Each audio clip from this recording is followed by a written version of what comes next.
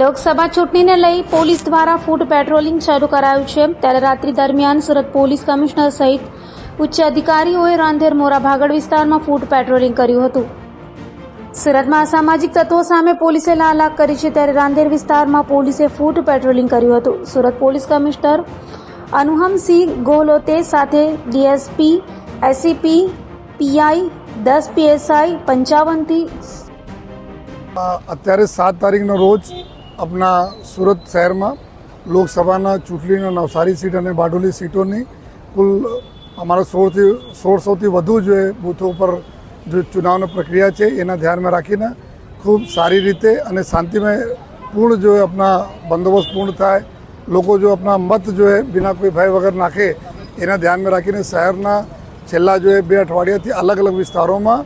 खास कर जो एवा पॉइंट ज्यां वधु अवरजवर लोगों रहती होय छे त्यां जो व्हीकल चेकिंग अने पेट्रोलिंग राखवामां आवे छे। जेना भागरूपे अत्यारे अहींया जो रांदेर विस्तार में जो चेकिंग कामगीरी चालू है जेमां जेटला भी शहर में पॉइंटो होय छे तमाम प्रकारना टीमों जोड़ाया है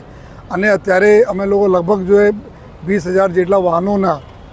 સ્ક્રીનિંગ કરી છે, એના ચેકિંગ કરી છે, જેમાં અલગ અલગ પ્રકારના 250 જેટલા લોકો હથિયાર,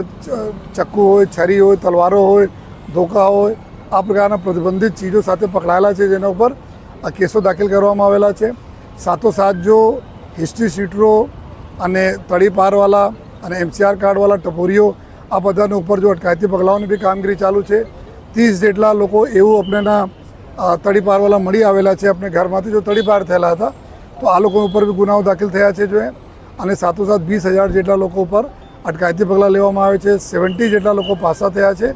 અને આ પ્રકારના કામગીરીથી જેટલા બી લુખ્ખા તત્વો છે, જેટલા એન્ટી સોશિયલ તત્વો છે, જો પ્રજાને રંજાડે છે એના ઉપર અત્યારે અને આવનાર દિવસો બી સખત કાર્યવાહી અમે લોકો કરી છે।